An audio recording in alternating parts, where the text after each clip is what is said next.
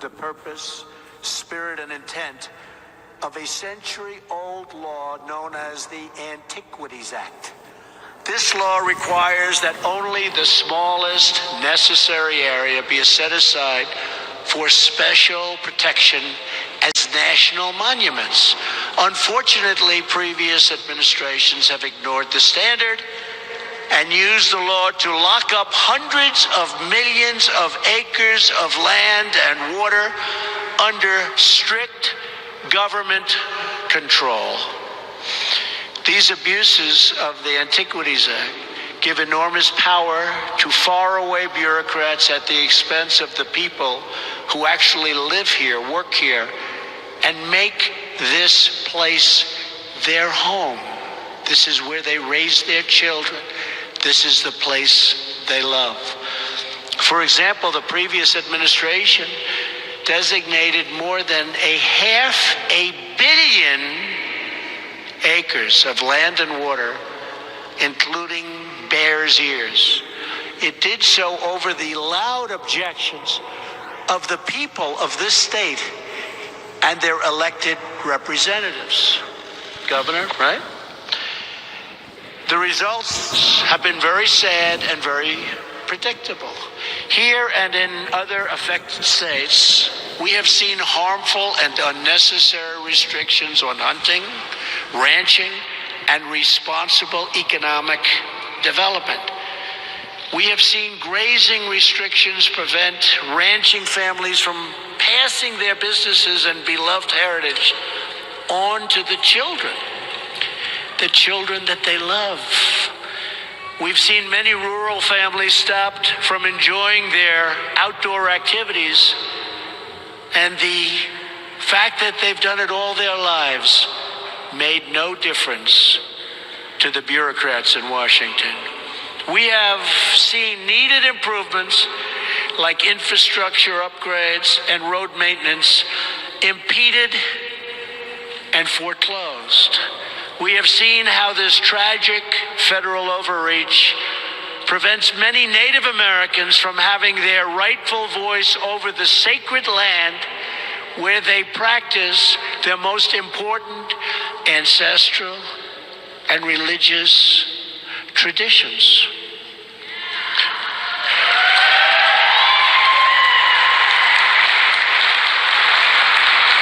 These abuses of the Antiquities Act have not just threatened your local economies, they've threatened your very way of life. They've threatened your hearts. Our precious national treasures must be protected, and they, from now on, will be protected.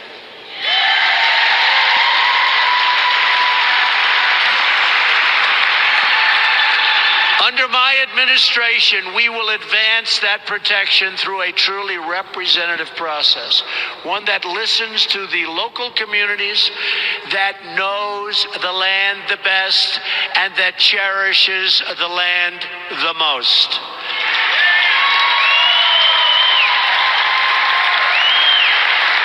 With the action I'm taking today, we will not only give back your voice over the use of this land, we will also restore your access and your enjoyment. Public lands will once again be for public use.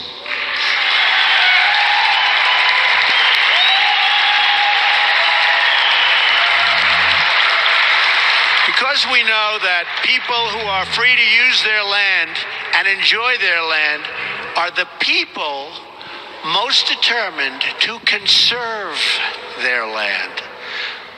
One values the splendor of Utah more than, I'll tell you what, there's nobody out there. I just came in and I'm looking around with Orrin and with Mike and with the governor and with everybody, and I'm just saying, what a beautiful picture it is. But no one values the splendor of Utah more than you do, and no one knows better how to use it. With your help in treating our natural bounty with respect, gratitude, and love, we will put our nation's treasures to great and wonderful use. Families will hike and hunt on land they have known for generations, and they will preserve it for generations to come. Cattle will graze along the open range. Sweeping landscapes will inspire young Americans to dream beyond the horizon. And the world will stand in awe of the artistry God has worked right here in your great state. Together, we will usher in a bright new future of wonder and wealth, liberty and law, and patriotism and pride all across this great land. Thank you to the wonderful people of Utah. May God bless you, and may God bless America. Thank you very much. Thank you very much. Thank you.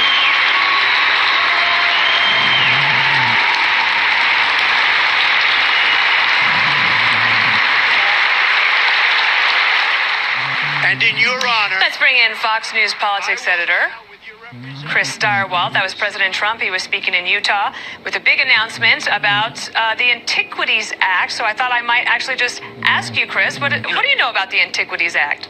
Well, it was originally conceived of as a way to preserve antiquities, but over time has evolved, especially under President Obama, as a way to set aside lands from... Chris, we're actually going to... They're asking me to let us listen to President Trump here. He's continuing to have some comments. Escalante National Monument by the President of the United States and representatives. Thank you very much.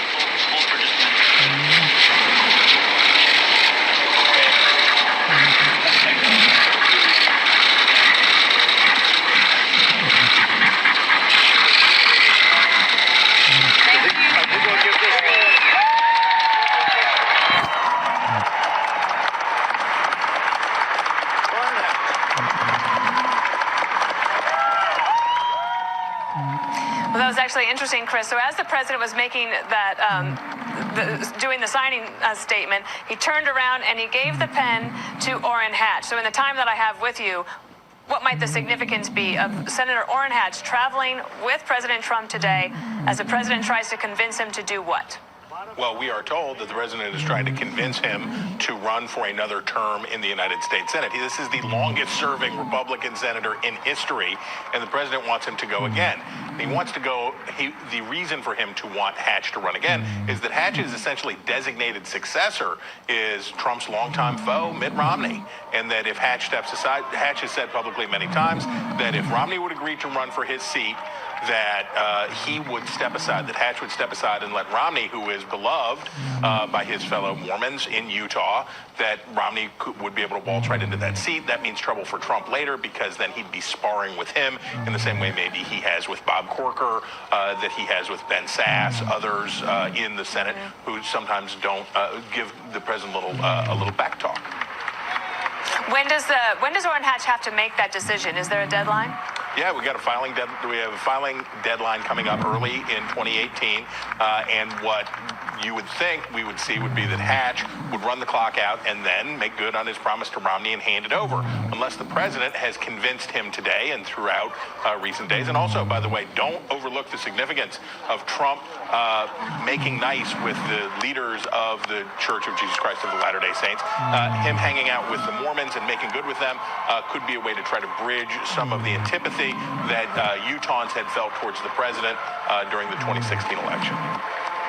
Well, I think we should also point to Orrin Hatch having helped deliver the president his first and maybe only major legislative victory of this first year, which is tax reform, which seems unstoppable now in the Congress.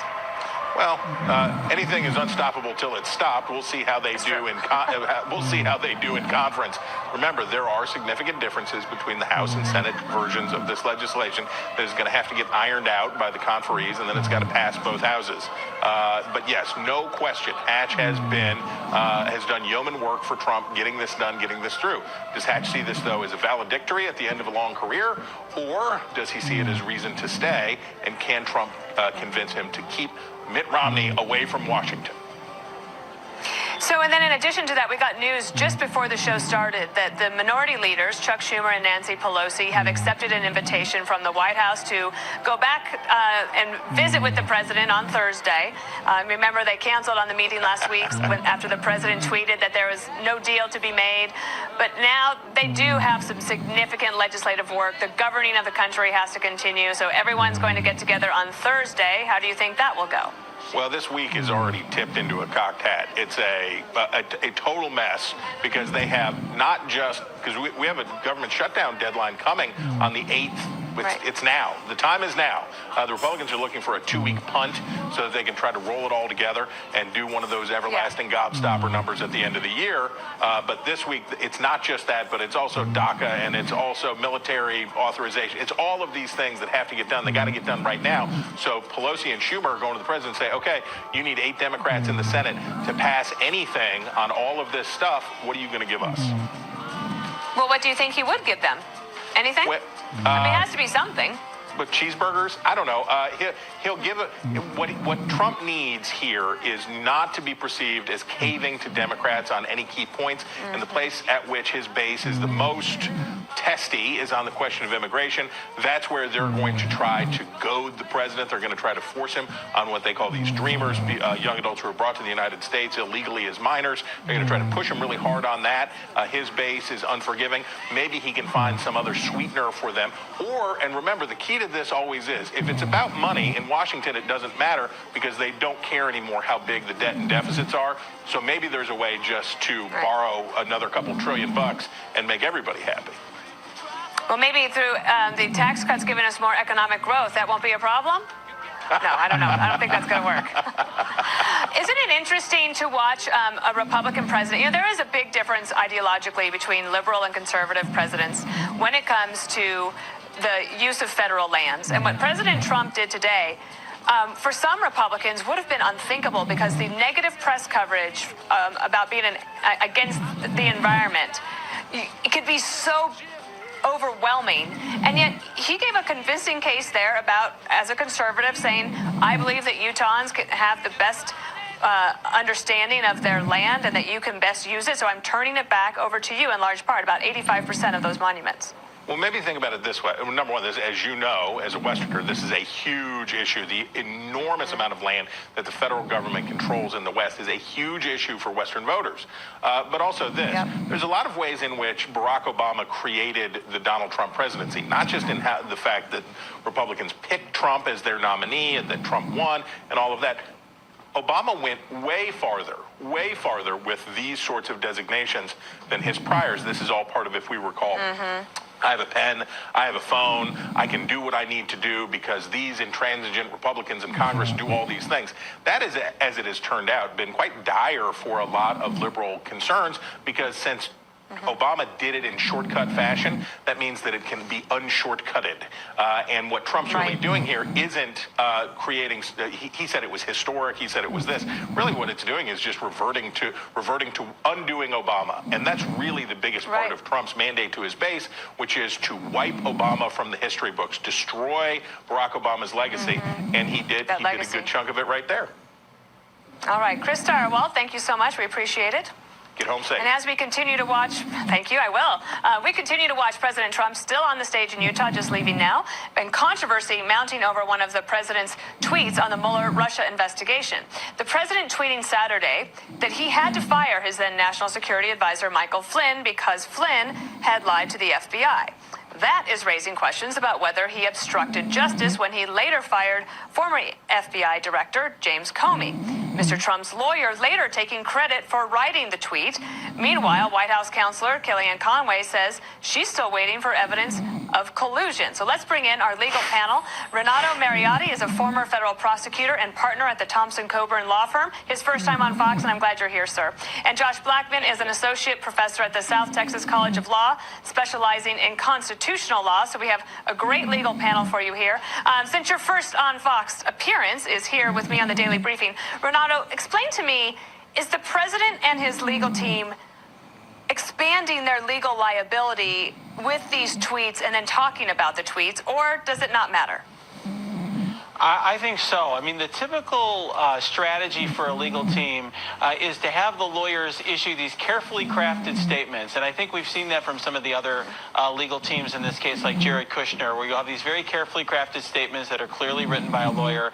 Here we have a tweet that appears to be evidence that Mueller could use against the president, where essentially the president's saying, I knew in this tweet that that Mr. Flynn had committed a felony before this alleged conversation with James Comey. So, that now we have his attorney saying, well, I actually wrote that tweet and I got that into the president's account. And I will tell you, that's at the very best, very kindly, a very big mistake by that attorney. Typically, you release statements under your own letterhead so that your clients don't take responsibility for them. And now he's really made himself a witness in this case, which is not a good thing. It's certainly unusual, but all of this has been. And Josh, let me ask you about this question that was raised this morning on whether a president can be accused and then found guilty of obstruction of justice. I think you'll say that that's actually never been done before. Yeah, there's never been a case where a president has been tried in any court anywhere for obstruction of justice.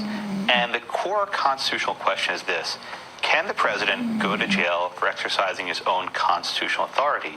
And under our Constitution, in Article 2, the president has the absolute power to remove anyone, including James Comey. And in light of that, Congress can't criminalize the president's exercise of his own lawful authority. Can I ask you, Renato, to help me understand something? Because there's a back and forth, and I know you're active on Twitter, as I am, about what Alan Dershowitz said this morning about there not being an obstruction of justice charge, and that also this issue about lying to the FBI and whether it's material or not. For those of viewers who are paying attention to this story and want some clarification, how would you explain that? Sure. Well, first of all, I'll have to say I disagree with Alan Dershowitz on the lying to the FBI point. He's right that lying has to be material to the FBI's investigation. Frankly, Mr. Flynn pled guilty to making material lies to the FBI's investigation. I don't really understand his argument that they're not material. I thought it was a misleading argument, to be frank. As to the other point that was just raised, while the president has the power to fire or hire whoever he wants, doing that for unlawful reasons, I think, can be a crime. So, for example, if the president took a bribe and was firing somebody because he took a bribe, and I'm not saying that happened here, I'm just using that as an example, no. Obviously. Right, obviously. Right. But that would be a crime. And so, I just will have to disagree about this. Yeah. All right. Mm-hmm. Well, the president's comments went a little longer, so I'm going to have to cut this short. But Renato and Josh Blackman, thank you so much for being here. We'll have you back because this is going to continue. Appreciate it. Thank you. And the Supreme Court set to hear a potential landmark case pitting religious liberty versus the rights of same-sex couples. It all started in a suburb not too far from Denver, as the Daily Briefing returns to the Mile High City right after the break.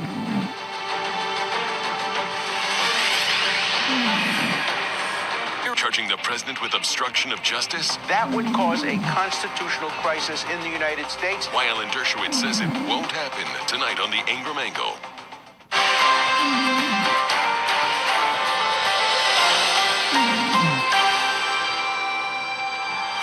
The State Department stopped considering visa applications for Turkish citizens trying to visit the United States.